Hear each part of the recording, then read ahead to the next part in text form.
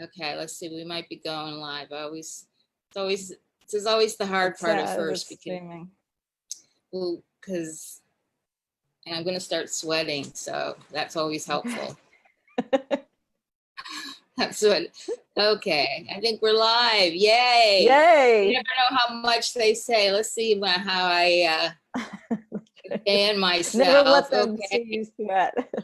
never let people see you sweat. But obviously, I was on another BNI. I went to BNI Canada today, Toronto. Uh-huh. At one point, I was so hot too. I was like, not that it's so funny because it's not like you're in the location and you're Right. fanning yourself, but my apartment's warm. I have to put the air on earlier Yeah. today. Yeah. But yeah, hi out there, Understood. Facebook friends. I hope, I'm just going to see if some people, we're talking emergency response, which is vital. And I mean, actually, even now we could think about how we need it. But I have Beth Rowan here. Do I say it right? Because I know I spelled it wrong the other Hello, day. And she Beth. has Yes, Green Beth Rowan and no ally. Evergreen. That's Evergreen Ally. Just know I'm going to be an idiot. Okay. That's okay. She's very respectable. And so anyways, we're going to talk about some stuff. I have some questions for her. I'm going to fan myself throughout it. Don't worry, I'm not going through anything that already happened. Okay. So let me ask you. So why did you start doing this company? Sure. This company actually was born out of a tragedy. A couple years ago, my parents' house burnt down. You know, it was one of those phone calls that you never want to get, and their house had completely burnt down, but they had escaped, which again, they were lucky ones because not everybody did. There was no warning. And so, you know, it was such a relief, like to hear that they were okay and that they had shelter. But, you know, then the next question becomes, you think like, oh, what would I do if like my house, you know, was burning down? Or what would I do if I had to leave, right? So my siblings, we all started having these conversations. And the other thing is like, what about my parents? So they're safe, which is fabulous, but then what? Like your house is gone. Everything you have is gone. Like, how do you start over from nothing? And so I went out there to fix it. That is kind of my personality. I see a problem and I want to fix it, and especially for people that I love so dearly. And so I went out and really saw the reality of what happens in any kind of emergency, accident, or disaster is that it's not just one thing, right? It's not just one thing that now their house is burned down and what do? It's you have to get shelter, you have to seek medical attention, right? It's those immediate needs. Similar to what we've seen with this COVID is we got warning, right? That we were gonna have to shelter in place, and you still see what people did. They were panicking, right? They were hoarding toilet paper, they were buying enough food for, you know, like 5 months, even though we were told you can shop, you know, but that's the reaction of when like our normal kind of activities and our home is like kind of disrupted. So going out there and figuring that out with people who had gone through an emotional act, you know, a disaster, really a tragedy, was interestingly enough, my background in fashion had given me quite a good sounding board for that, and that I'm very good in like chaos when there's a lot of people running around. I tend to be like very calm. I tend to like, okay, this is what we have to do next, and then what do we do next? And so that kind of kicked in with this type of, you know, situation. And really the goal was get my parents paid out as much as they were entitled to, get them paid out as quickly as possible. You mean and paid out in insurance, right? in paid insurance, exactly. And because financially their home was such a big piece of, you know, their assets. And then also, how do I relieve any kind of pain and upset that I can? And so that kind of snowballed into Evergreen Ally. Wow. So then you realized, I mean, were you working in fashion at the time? And then you're like, this is more of a life purpose? Yeah, I Were had you? been looking Yeah, for something. Yeah, I mean, I've had a great career. I've worked at amazing brands. I did strategic planning, business development, so always kind of like moving forward and how do we do things better. And yeah, but I had been getting like, I just hit a place like this wasn't really giving me the satisfaction. Working for a right, big brand wasn't because you don't really see the people that you're affecting. And so in this process, I saw that what I did actually mattered to somebody, like it was changing someone's life. And that was amazing for me. And then I did research, and, the accidents are like national, storms, Mother Nature, things are going to be happening worse and worse. yeah, Insurance carriers are yeah, making it tougher and tougher to get paid out. We live in places, so if right, something happens, it's not just happening to one person, it's happening to a whole bunch of people, which then affects how do you get help and resources. And again, when this COVID hit, it was interesting because it seemed very logical to me when I decided to start this business, like these are bad things that happen and we should prepare so that we can alleviate, the panic and help people financially. And most people, as you know, make decisions emotionally. And right, so people were not listening to the logic and just saying like, that's not going to happen to me, I'll be fine. And so this epidemic that has happened now to everywhere globally, which is awful, has made people realize how susceptible they are, right? Like no one's yeah, safe. And it's really not about deciding if something's going to happen or not. I feel it's about how you react to it. And so, right, you don't want to spend time stressing about, is another pandemic going to happen? Okay, like that, you're not in control of it. Don't like stress about that. It's about, don't you yeah, want to be ready and have your family protected so that you don't have to run out and like hoard toilet paper, you know what I mean? Because you don't know what to do.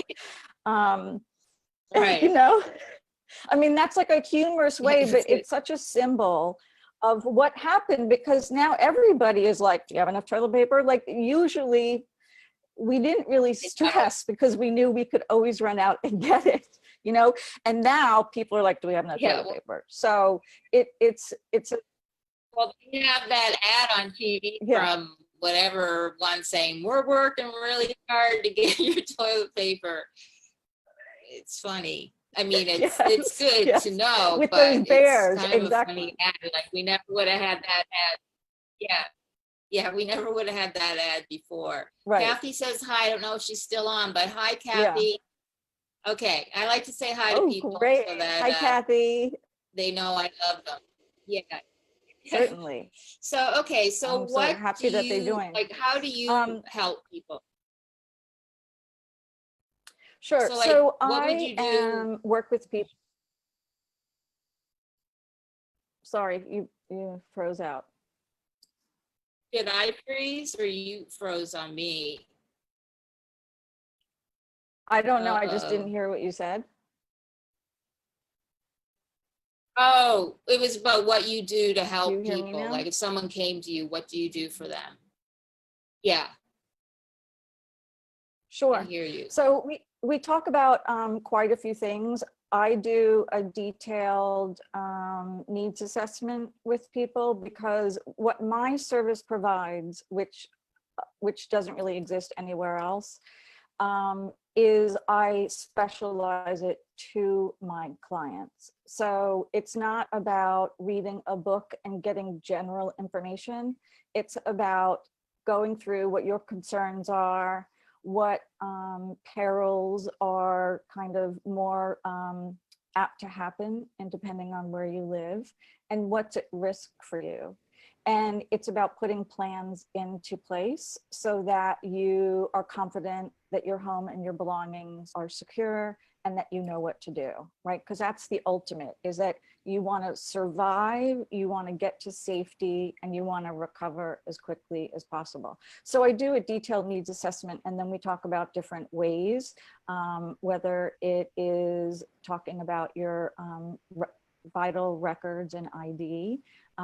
So for instance, COVID has really brought to light for so many people, like a healthcare proxy, right? I mean, how many medical workers did we see who were on video like, oh, wow, I don't have a will, or I don't have a healthcare proxy. And so it was a very drastic reminder that you want somebody to help you make decisions if you're not in the position to make decisions for your health, right? And so it's topics that people normally don't want to talk about. It's upsetting. Nobody wants to think about it.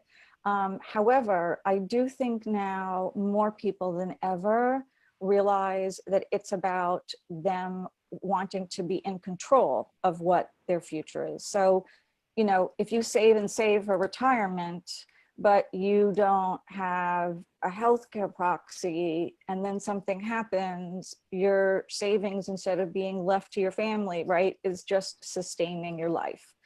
And so it's really about giving people control back into how they want to live their whole entire lives and what they want to leave for their family. Oh, wow. Okay. That's important, because I realize I do not have a healthcare proxy. So after this call, that all has to be done like with legal services, right? It's like, I know someone giving me a document about stuff like that, and I'm one of those people who like just ignore, and it's, you know, that's why it's right. And a lot of people do. A lot of people think a will and then think, oh my gosh, it's going to cost like thousands and thousands of dollars with all these lawyers. And so they don't do it. But again, you know, what I help people, the numbers, if you look at what the cost of writing a will is versus what happens in this state of New York if you don't have a will. Okay, do you really want it just going to the state? Do you really want someone else deciding for you? For you too, if it's unfortunate, but people who are not married actually have even more at risk, because if something happens to you and you're married, no matter what your relationship is, right? Most courts and most hospitals will look to the spouse to make decisions about medical information, right? And if something were to happen. So if you don't have a spouse and something happens to you, who's making that decision for you? And so there again, it's like, you know, you're an adult, I'm an adult. Like, do we want our parents to make this decision? You know, don't you want to make the decision of who is going to carry out your wishes? And so those are just some of the things. That is a big, that's a big one, because okay, I'm having a hard reality. Hi everybody out there, just saying hi. If you're there, send a little love with an L. That's what I like to do, keep people love. It's all right. Okay, so you would work with the family, or say the family, and say, you need to have this, you need to have that, right? That's what you would walk them through, all the things they need. Well, yes, but it starts with what their goal is, as far as what area they're most feel that they're, you know, what keeps them up at night. You know, that's one of my questions. What keeps you up at night? Is it about medical? For instance, if there's someone in the family that has a mobility issue, you know, that's a serious concern if you think about if there's a fire in the building, right? I mean, if they can't run out with the fire alarm. So that needs to be looked at differently. Same thing as people get elderly and they live in their homes and they're very comfortable. Well, you know, 30 years ago, someone would have been able to get out of the second floor window, right? If there's a fire, but you may Right. not want your grandmother to do that. And so those are the things I Right. think that, again, most people don't think of. And what I try to remind people is just think of what a relief it'll be that you know what to do. If you're woken Yeah. up in the middle of the Yeah. night, like we had that fire on the Upper East Side, right? 2 doctors barely got outside Yeah. their apartment, and the whole Right. entire floor burnt down. And so it's Yeah. like, okay, did the fire alarm not get off? Did they not realize what to do? How come the door didn't close? There are all these questions, and it just Yeah. goes back to, I think we put it out of our mind because we don't want to think about it. And what I'm trying to help people learn is that it's so much better when you know what to do. Right. That makes a big difference. And it's like one of those things that you really don't want to say should, but it's like housekeeping of things you should have in order. That I'm obviously not someone which we talk, so I'll get on top of some of my foibles that I don't have. Sure. But okay, so I wanted to ask you this. What are 3 things that everyone should have? I mean, like, I know there's many things, but like, say someone Right. like me or anyone, what are the 3 main things I need to have in order? Okay. So one of the most basic things that I think everyone should have is an emergency contact on your mobile phone. So what this means is that if something happens to you, you're walking down the street, something happens to you and your phone is caught, right? It automatically locks out now. And so Oh, it you does? want, Ah, yeah, right? Like you okay. need your thumbprint Yeah, or all you need right. facial recognition, meaning like if a policeman gets your phone, he's not going to be able to get into your phone. So what you want is you want to fill out the emergency contact on your phone so that if something happens, anyone can find your emergency contacts. And that's Right. very Okay. easy. If you just go into your contacts, depending on what your phone is, Google it, or go into the contacts and you'll see an option that is to identify someone as your emergency contact. Okay, so that's Okay. one very easy, basic thing. Yeah. And especially for like children now who have their phone, that would be amazing because again, I think one thing that all parents feel is, if something happens to their child, they want to be notified, right Right. away. Right. So that's just like a big relief. The second thing is what I touched on before, as far as your advance directives. It really is important to think about, at a minimum, your living will and your healthcare proxy. Okay. And those are usually not very expensive. There are a lot of lawyers now I've seen who have really I'll help note, I'll get it notarized with you. You can notarize things over Zoom now too, which is amazing. And that has just been All in right. New York State. Again, because of this pandemic, they were realizing people are going to the hospital, not coming back. So it's really important to get that in order. And what a living will, you can download that in whatever state you're in. The living will really lists what your expectations are, so that the person that you've identified as your healthcare proxy knows, right? So say you Yeah. were to assign me as your healthcare proxy, right? Then you have to tell me, Might what is it you be want? to- Do you want Yeah. right. Do you want organ donation? Do you want to be, life sustaining so those are all things that are really important, again, so that you live the life that you want and end it. And I would say the same for a will or a trust, depending on how old people are that you want to leave things to, if it's your children, because you want to be able to assign things how you want it. One of the services I do is for insurance purposes, is a home inventory. And one of the things that can also be used at is to designate who in your family you want this to go to, which for people as they age, it becomes very important. They wanted to pass down things from the family to certain members, and they might have told them verbally, but sometimes it's really hard. People don't remember, or there's a confusion at A the lot of end, like squabbling two goes members on. want the same thing. Yeah. Right, exactly. Yeah. So that's also like something of a relief for people, that they Yeah. know that their wishes are, being followed. So I think that those important, documents are very important. And then I would say the third thing is your medications. So similar to have it on your phone is to list all your medications, not just the medications, but the dosage and your doctor and pharmacy number. And this is for, again, even what we saw when we were having lockdown, is there's a lot of ability now to, the pharmacy is automated, or, they do it regularly. But if you had to leave for some reason, if there was a superstorm coming this way and you wanted to leave town, and then you didn't remember your medications, you know what I mean? Something happened to your phone. The whole idea is you want to have all that information at hand, and you want it to share it with somebody else. So similar in a family, it may be that mom knows everyone's medications and the doctor. Okay, so what happens if like dad then has to get it? How what is he going to go through, to try to find what medications are? So especially for people who need life-saving medication every day. And then I would say the secondary one are things that you definitely want to have in case you need to, if you're displaced for like a week, if you have to go away, something that would make your life uncomfortable.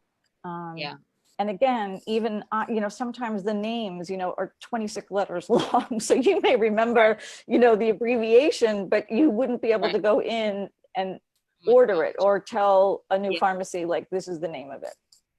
Oh God, yeah. Okay. For someone who does take some stuff, that's a big one. Gosh, I have so much to do after this Facebook Live. Right. I've got to take care of something. Think about it. Okay, so here's a fun way, again, because one of the reasons people don't do this is because it is overwhelming. Okay, so think about this too.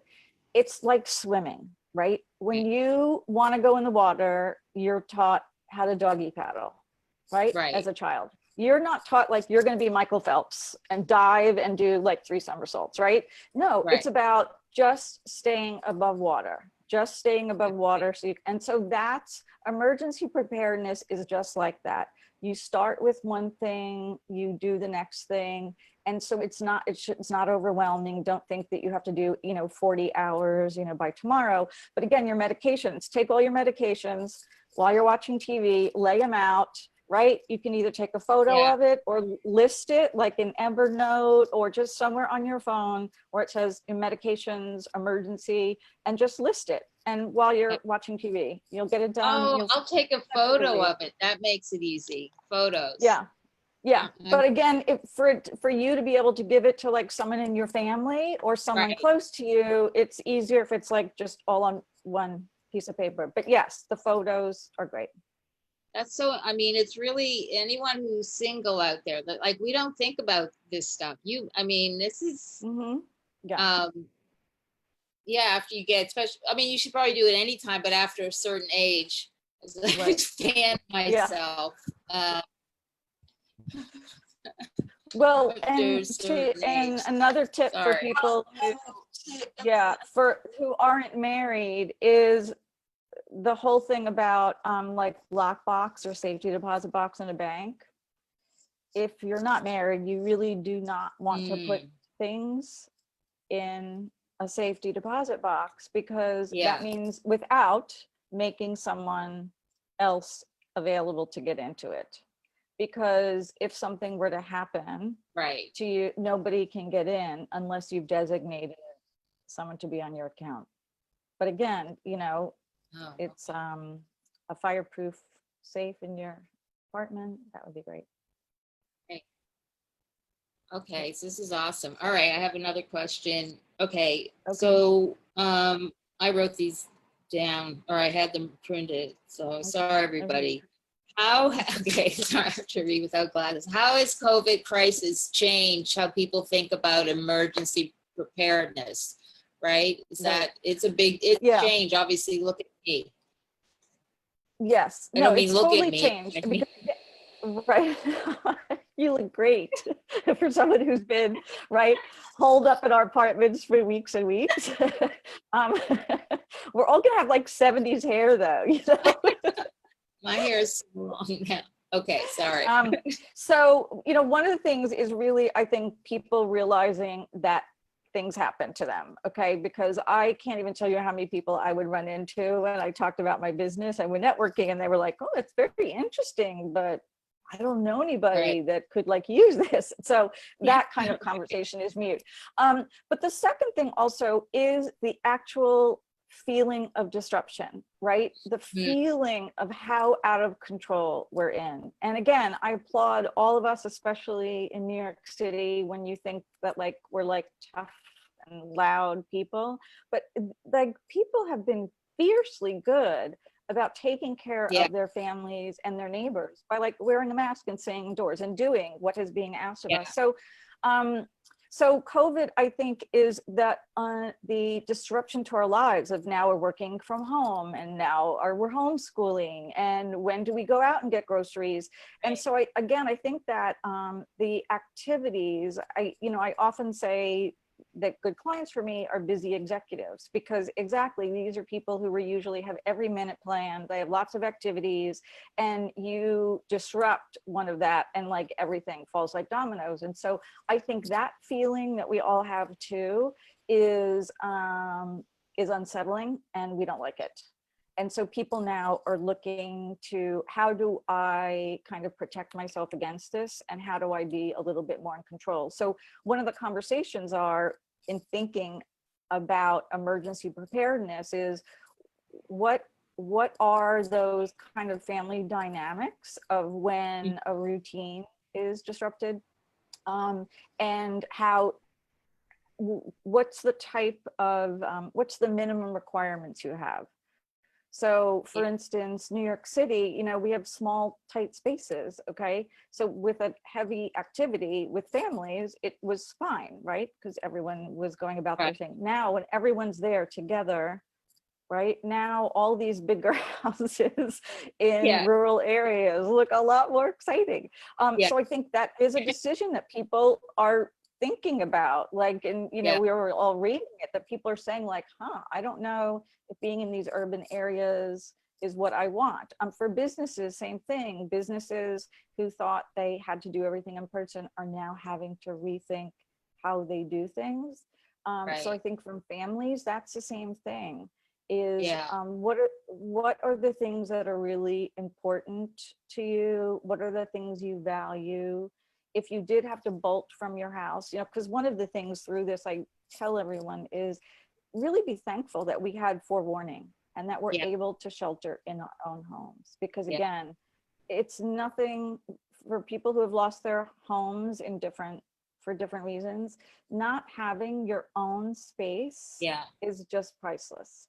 yeah. It's priceless. So That's so true. I mean, I was just thinking that when this started, my brother was like, "You should come back to Canada." And now, when I think of it, I mean, I wasn't going to. I mean, this is where I live, my home, but I would have had to go through a lot of things to figure out what would I take with me, right? I would have been, and then, I mean, in even well, Canada makes it a whole other thing. But if I was going to another state, all the things that are important that I should have on hand, I right. now I know at least three things that I Right. no, And but which is important. you bring up a good point, because in the plans that I do, we go through the decision to evacuate or shelter in place for different things. Okay, so we are now sheltering in place.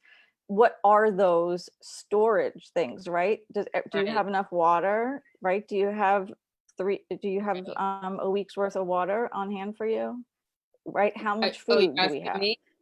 Oh, I thought you were No, asking me. Sorry. it's kind of, Right, it's, right. you don't have to, but that's something that I think happened, where people were running out and they were, yes, you had some people that were reacting and probably hoarding too much, Yeah, but there are yeah, people buying a lot of supplies because again, their daily activity don't have storage. I don't have big storage here, right?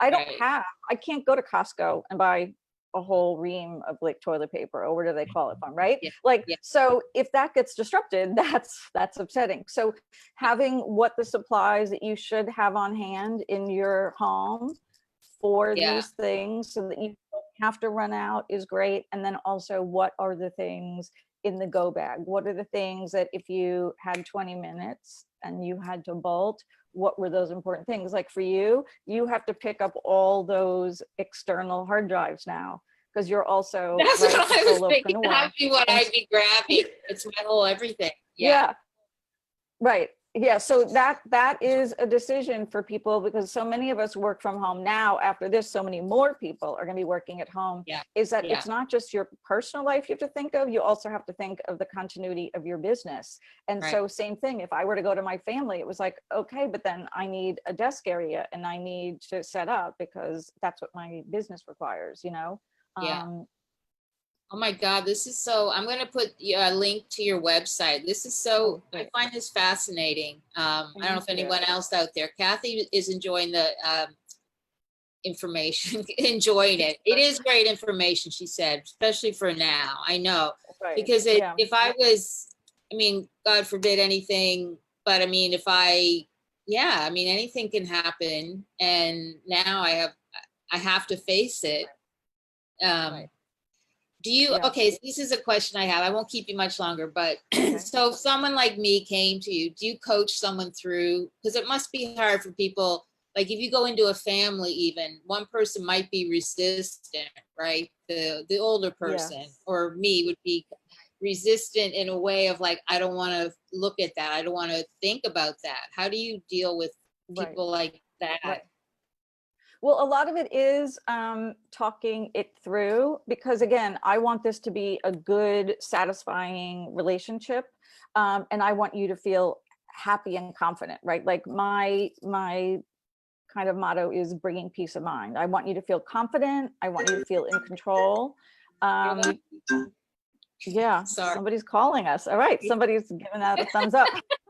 everybody wants this information.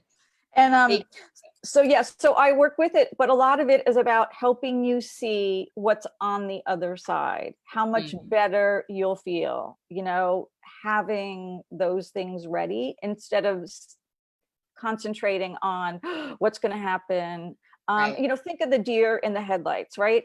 When you watch those films of deer in the wild, right? And Yeah. a lion comes up, okay, you see them hold on for a second, right? They're talking to each other and then Yeah. they bolt. Okay, that is normal practice, right? They're checking out what the danger is and they know what to Right. do to run.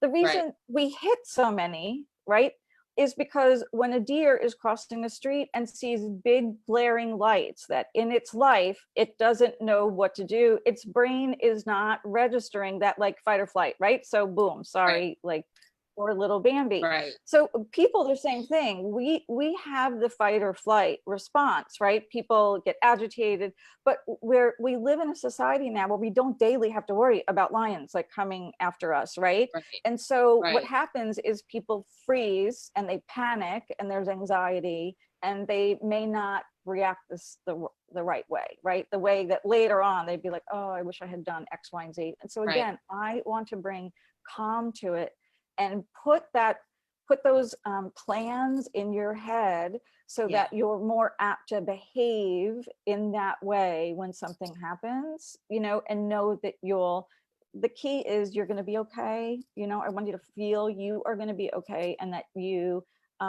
will be able to recover because it is about your safety. But in all these things where it's not life threatening, it's about, you know, again, leaving the legacy and living the life that we're planning and working so hard for. Wow. Okay. That's awesome. And you're very calm, like, so I would think that that it would be good. You know what I mean? You have a very good way about you that it would be like, okay, I'm just doing this. This is what I'm going to do. Next step, which I have many steps now to do. Yeah. Okay. So anything else? Anyone have any questions? I know I wasn't very friendly on Facebook right now, but if I'll give like two, I mean, sometimes I talk to, I tell people to put the letter L in there for love. Right. And what's the letter for question? Yeah. Yeah. Any questions? All right, so But they for can most, contact me oh at my yeah, so I website. put your website down there. Right. And my Um, email, beth@evergreenally.com. I okay, give free consultations. I'm happy to talk to you again, talk more about engagement, what that looks like, what you're concerned about, with no obligation. I just want to help people feel better prepared. yeah, and if not for you, for your parents, because that's one thing that even as hard as that conversation Mhm, would be, it would mhm. be so much better, and in the long run they would appreciate it because they'll know those things are taken care of. Right, right. And parents always like, they don't want to be a burden on their older Right. children. And so again, it's a gift that you're giving them and that they're giving you back. You know, it's very reciprocity, Yeah, as far as really is what information to share so that we can help each other. that's awesome. I love this conversation. It was fun. I mean, Thanks. it's like It was a lot of fun. it was fun talking to you. So I'm going Oh, to great. I'll put your email in the, I have your website in there, and I'll go back Okay. and put your email if anyone wants to talk to Beth. And I know Right. if you're watching the replay, which I know some people do, go Hmm. ahead and respond to, because I'll come back and look to see who I always go back to see who watched, or Oh, if great. someone watched. They usually watch after the after Yeah. watch. Super. Okay. Okay, all All right. right. I'll Thank you talk so to you. much, Judith. This Okay, was lovely. Okay. Thanks okay, so much. Okay. okay, thanks. All Bye. right. Bye.